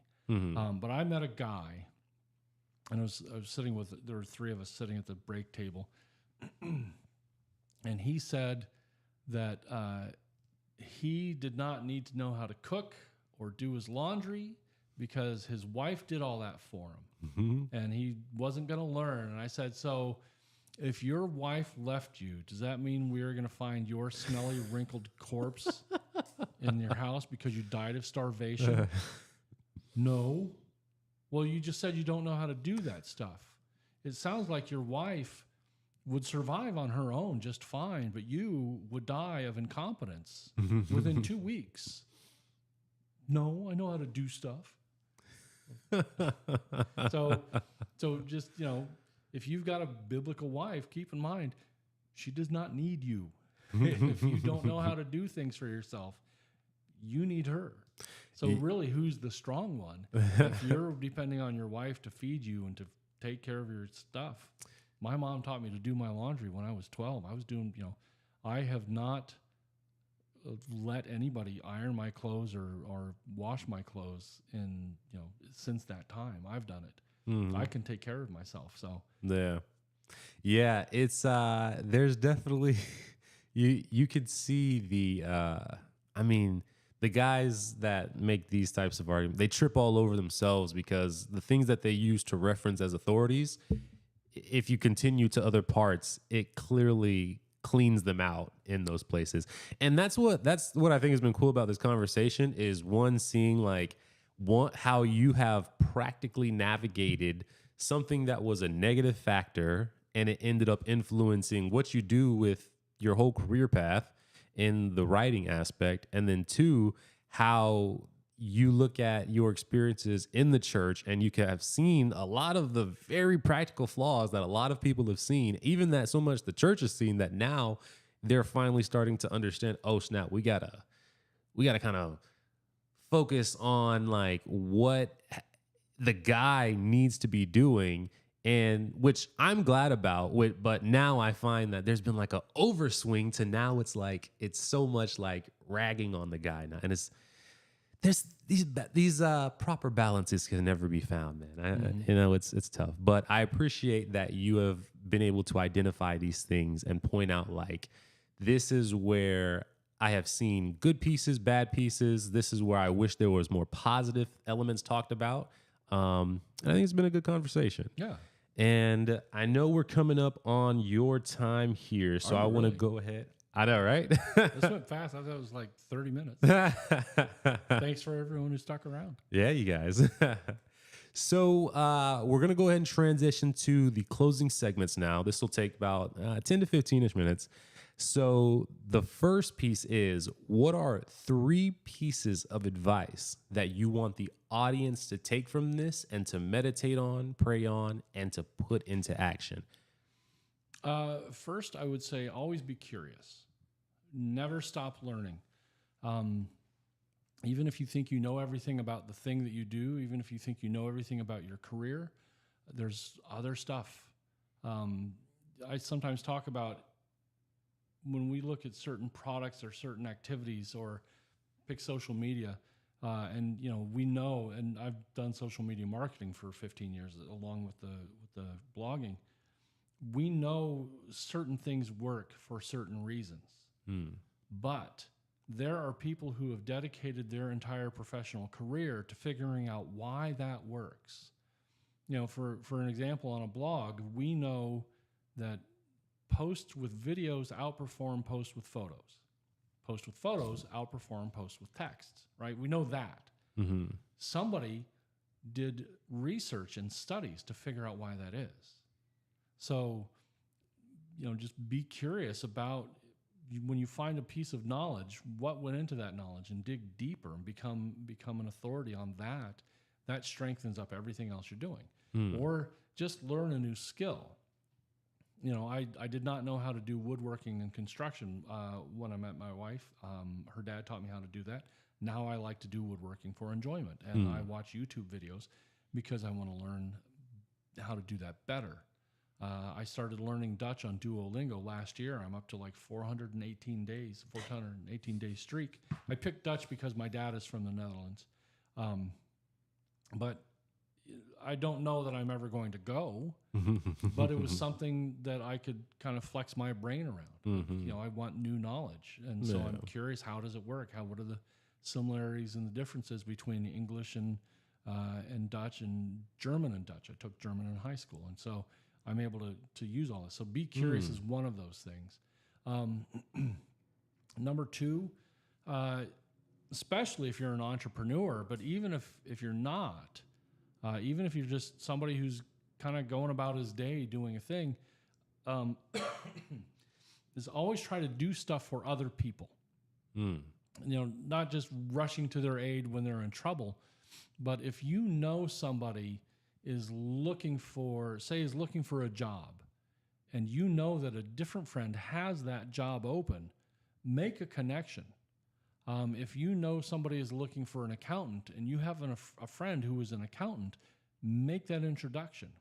This is especially important if you're an entrepreneur, because those kinds of things have a way of coming back to you. You know, it's a blessing that returns to you. Do stuff for other people, and do stuff for as many other people as you can, and you get the reputation as somebody who helps people, and they will want to help you. So you call it a blessing or karma or cool points, but the more you give, the more you gain. In fact, there's a term for that. They call it giver's gain. And if you ever attend BNI, Business Networkers International, they started the idea of giver's gain. And so my co-author and I, for Branding Yourself, the branding book that I did in 2010, we stole that. We gave them credit, but there's a whole chapter on networking and on being a giver. When you give something, you're not owed anything. If I introduce you to somebody who has a job, you don't owe me a favor. And so I always think it's just bad writing when, on police shows, well, I had to call in a lot of favors to get you this. It's like, you kept track of that? When do you have time to keep track of that? Just do things for people and then forget that you did it, and then be pleasantly surprised when somebody says, hey, I was talking to Devontae and he told me you helped him with something. And I was wondering, can you do this thing for me? And sure, that's a new opportunity. So that's number 2. Number 3 is when you find a partner who you love, encourage each other. And that, that sounds simple. Your guy on Twitter wants a woman to encourage him, but you have to do that for each other. My wife is my biggest supporter, and I would not have done even half the things that I have done if it had not been for her. Just the stuff that that she encourages me and pushes me to do, let alone the stuff that she lets me do. Like most weekends, I go to like a McDonald's near my house, or I go to the Lazy Moon near UCF, and I'll write for 3 or 4 hours. And she doesn't say, well, why can't you be at home? Or why, she understands that this is my process. And so she lets me do this. But then, she's also got things like, you should really write a screenplay about this. And I've written a few screenplays and written some a sitcom with a few episodes. And in fact, one of the screenplays is actually going to be read at a reading series next month at Binks, BYNX, near downtown Orlando. Oh, yeah, I know that place. But what date is that going to be going June on? 24th, 7 p.m. The script is called Polk Fiction, Polk, and it's part of a reading Said June series. 2nd? 24th.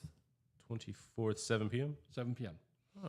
And that came about because the whole original script was a sitcom, and she said, you should write a script or a sitcom about this. You'd be good at that, because I've been writing humor for 20-some years. And that was her idea. And so I did it, and I ran with it. I wrote it with a friend when we still lived in Indianapolis. And then when we moved here, my wife started acting and said, why don't you rewrite that for me so I could be the main character? It's like, sure. And then she and I worked together on that to make that come to fruition. And then when another friend said, take some of your episodes and turn it into a feature-length script, and Tony's like, yeah, go ahead, whatever you need. So all along the way, I have done the things I have done because she has encouraged me. And there are times where she rightly holds me back. There are, because I want to do one more thing. I want to join one more group. I want to get involved in one more committee. And she's like, you are taking on too much as it is. And then she explains to me, look at all the things you're doing. She makes me see the things that I'm missing, because if I see, I've got a free hour here, I'm going to have a meeting. Like, I got work to do, but I'm going to have a meeting. And she helps me see that. She's my best, most influential advisor. And so be encouraging to each other, but be willing to listen to the advice they give. Not just encouragement. It's not just a pat on the shoulder. Oh, honey, you can do it. Yeah. They need to tell you when to slow down, and you need to listen. Yeah, 100%. Even going back to the Bible, the word that is translated to mean helper in Genesis is Azir. It doesn't mean simply, as we understand it, helper, like, oh, this is somebody that just does what I need them to do. Assistant. Right. Actually, the main other place where we see that word, Azir, is when it talks about the way that God helps us. So he's the only other person, and maybe the Holy Spirit, that word is used for. And what it actually means is a divine helper. So this is someone that has the ability to ring you in, to help you see like pitfalls that you may have, to be able to, call you up to something better, to be able to like really tell you when you are maybe going down a dark path that you should turn away from. And it's someone with insight beyond maybe what you don't possess yourself. So there is truly a divine nature to this person. If you go beyond just the all the superficial categories and you pick someone of substance, then this is what that person has the capacity to be. Yeah. Is something truly divine in nature. We all have blind spots, but I think your best partner is the person who sees them because you see hers, and you can point them out with grace. Yes. Because she's going to do the same for you. 100% agree. And then the next part is of these segments. What are any three questions you would like to ask me, and I will answer 100% honestly? Oh, I wrote those questions down. How did you and your wife meet? We met through Bumble, actually. Yeah, and funny thing about it, she was actually at the top end of the age parameters that I had. My cutoff was 28, and she just made it in there. And then on her end, she had an age range, and she actually didn't want anyone younger. I'm about a year and 3 months. A year? I'm a year and some change younger than her. And so she got to a point where she had gone through the guys, declining, swiping yes, all these things. And she ran out of guys who were Christian men to say yes to. And so she started getting younger options, and she selected on me, and lo and behold. It's funny that a year, almost 2 years, was a cutoff. I'm a little over 2 years older than my wife. My father-in-law was 10 years older than my mother-in-law. They married when she was 18. Oh, man. My dad and mom, I think my mom was a month older. Yeah, a month older. You said my mom was a month older than my dad. Okay. So 2 years does not seem like a lot. But when you're 28, that's, not nearly 10% of your life. Now it's like, much, much less than that. Yeah. I teach her every now and then. I'm like, man, if Bumble did you a solid going over that age range there. Yeah. Next question is, what made you move to Orlando? I had family that was here in Orlando. We used to live in Tampa with my family, and I was in a relationship at the time where the job ended up coming to Orlando. And so I was like, I've got family here already, so works out. So it was pretty easy. Plus, as a kid, I lived in Orlando for like that was kind of the home station city. We had family in Panama City, Fort Lauderdale. We spent a couple of years in each of those places, but Orlando was definitely like a familiar stomping ground for us. Okay. If you could, I just thought of what my second question should have been. If you could move to any city in the world, for whatever reason, hurricanes, locusts, you're being forced to move out of Florida. Okay. But you can go to any city in the world, and logistics are fine. You'll have a job. Your wife will have a job. Okay. And you'll be able to afford to live there. Where would you go? Oh, man, that is, Well, I know that no place cold. I am a Florida boy through and through, and my skin is well adapted. So it would have to be somewhere close. So probably something like a Georgia, maybe like Savannah, Georgia. I love Savannah. Yeah. I know that they have, and they have like really good hills and mountains that snows once every 7 years or something like that. So lots of trees. I could do Savannah, Georgia, I think. It would be a cool spot. If not Savannah, Georgia, I know Colorado's nice for similar reasons. Lots of mountains there and it snows there, but not like crazy. Definitely not Washington. I hear that's depressing. It rains a lot. It's very gray. Not a lot of snow. Yeah, it would for me. It would either be Portland, Oregon, or it would be like Amsterdam. I could see Amsterdam. Yeah, yeah. I would do Scotland, but I would definitely be going by myself because we moved here for warm weather. And my wife can't do winters anymore, and so it's cold and gray all the time up in Scotland. But I couldn't go somewhere where there was not a root of the language that I speak. I couldn't go to Vietnam because there's such a difference in the language. That's fair. I feel Yeah. like if I went to Spain or if I went to Italy or I went to Germany, English is a Germanic language with a lot of Latin in it. I could pick up the language, but Vietnamese, Chinese, Japanese is so different. I'm lazy enough. I would not want to put in the work. Hey, that self-awareness is important, man. I love it. Do you have any third one? So if I'm very interested in van living. You see these van lifers. My favorite van lifer lives in Vancouver, British Columbia. It hardly snows there. Like it's a big deal when it snows there because it's on the West Coast. Okay.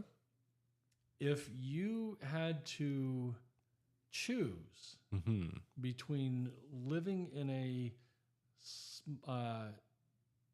small crowded apartment, Okay. or living in a small van but you could go wherever you wanted. Small crowded apartment in your favorite city, or a van where you could go wherever you wanted. Which would you choose? Am I with my wife? No. Okay. Because two people in a van is rough. Yeah, definitely van then. Okay. I was this close to like just living in my car and having that be a situation for a little bit. And I was like, at first I was freaked out about it, but then I'm like, okay, how can I make this thing work? And I have a friend who, one of his buddies is doing van life right now. And there's like a community of them here in Orlando. And like, I've seen some of them and they have those things like set up pretty nice. Like they got a nice sleeping pad. They got a refrigeration system going on. So I think that would be really cool to do. And it would be, obviously you save a ton of money. And then from there, you just do certain things to build up skills, increase income. I think that would be a really cool opportunity if you have like no obligations whatsoever. Well, I don't see why I would want to stay in a stuffy little apartment. Yeah. The guy on YouTube that I watch is Chrome Valdez. Is Van City Van Life. Van City is Vancouver, so Van City Van Life. And he has lived in a van. He's going on his 7th year. Wow. It's all tricked out and done up just right. And he makes his living being a YouTuber.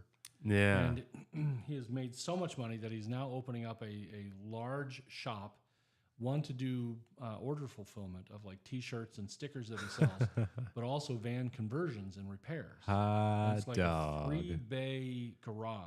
Wow. Giant building. But he's made so much money being a YouTuber, and because he doesn't have obligations, he's been able to enter this phase of his life where he's not just making videos, he's providing services now. Yeah. And that's go him, man. I'm sure that's just something he was doing just leisurely. And then like, it's just been this growing trend, especially like we look at the cost of, we're paying over $2,000 for this one. And then I was at a friend's place in Apopka yesterday, and they've got a 3-bedroom, 3-bathroom. And they were like, oh yeah, we paid, they paid less than what we paid for this place.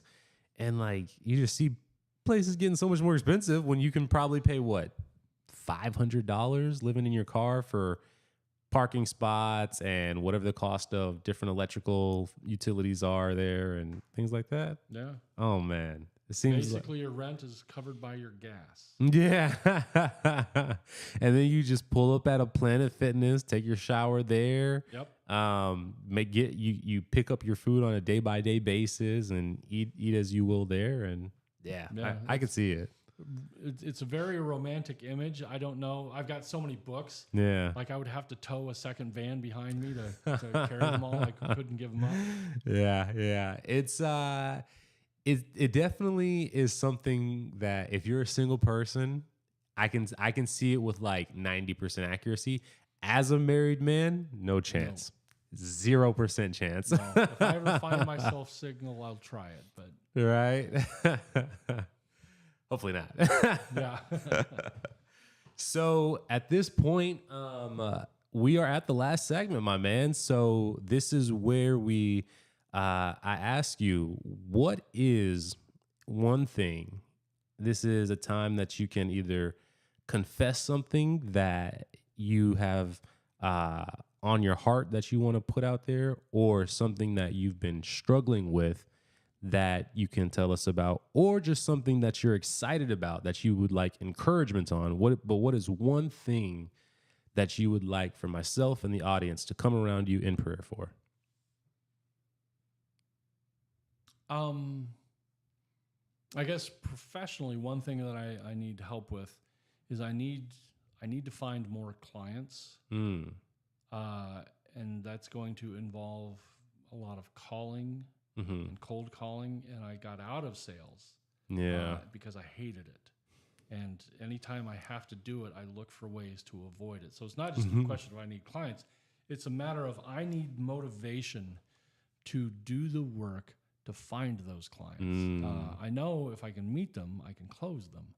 But it's doing the work to go meet them, and I hate that part. And for 15 years, I've struggled with it because I got so sick of sales that all of the clients I have had have come from networking and happenstance.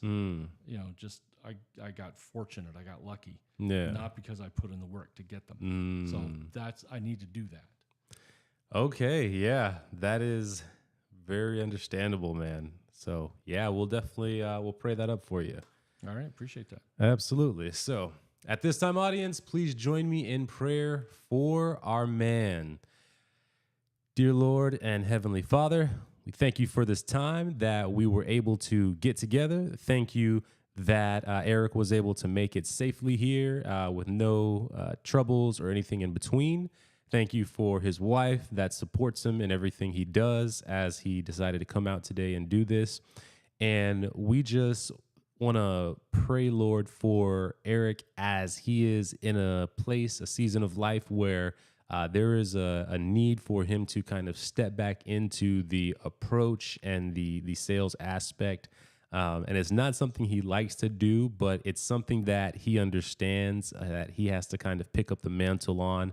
And that he needs to fill that out. So we just pray that in this time you would give him the strength to be willing to go out and to have those conversations, make those calls, and to feel that urgency, not the panicky urgency, but just that sense of let me do something to try this out. Let me enhance my skill set here. Let me see where I can push myself to go with this.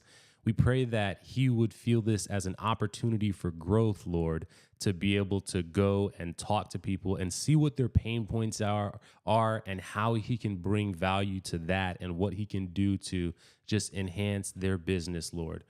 We know that he has the skills, he has the capacity, he has all the tools needed. We just pray that he would actually just take the time to sit and to put it into doing what needs to be done, to block out any distraction, to block out anything that is a desire to be done, and to do this thing. And we pray that it may be something that he gets excitement from. It may be something that he can see as something of how can I do something better? How can I push myself? How can I have a more organic connection? Or how can I come to understand the client better? And that he would just be able to lean into this season of challenge that you have allowed him to be in. We thank you, God, for the different opportunities you give us, for the opportunity to be able to sit with men like Erik, for the audience to be able to come and to hear the wisdom that he's accrued throughout the years and to be able to take it with him. And we pray that the audience was blessed in this as well and that they may have a good week as we go into the rest of this week on this Monday. We thank you, Lord, for everything you do. It's in Jesus' name we pray. Amen. Thank you. Absolutely. And Erik, man, it has been absolutely bomb having you on. So many great points. Truly, truly, man. Great. Thank you very much. Absolutely. So, everybody, it has been great to be with you. I hope you've enjoyed this episode of Inspired Challenge Podcast featuring Erik Deckers. Feel free to check out if you want to see his older blog and all of his WordPress stuff. I do have the links that he's provided. He's also active on Twitter mainly. And was it Facebook? No. Instagram. So feel free. Erik Deckers on Instagram. Erik Deckers on Instagram. Feel free to hit him up, you guys. But I will definitely be seeing you guys. I believe the next time we'll have an episode will be on Friday. So be ready for that. And also, shout out to Mr. Starstruck. We know that we were supposed to have an episode with him, but there was an error as it was right after returning from the 1-year anniversary. So make sure to go show love to Mr. Starstruck and to just give him some acknowledgement for the content that he's working on, because we love that man. He supports the channel. So thank you to Mr. Starstruck and to everybody that watched this on the replay. Hope you guys have a great week, and we'll catch you next time on the Inspired Challenge Podcast. Take care. And we are a wrap.